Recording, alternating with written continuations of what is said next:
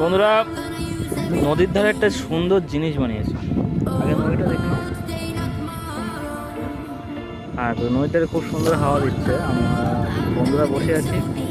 তো জিনিসটা হচ্ছে এই যে হ্যান্ডমেড পাখা। একবার করবে, দেখেছো স্পিডটা? দেখেছো? দারুণ না? স্পিডটা দেখো। গ্রাম বাংলার জীবনে এটাই ছোট ছোট জিনিস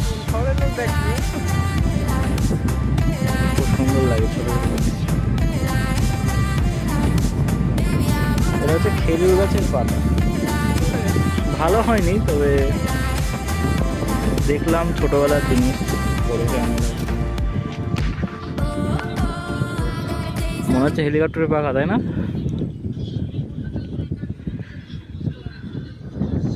পরিবেশটা খুব সুন্দর। দেখো এখনো ঘুরে যাচ্ছে।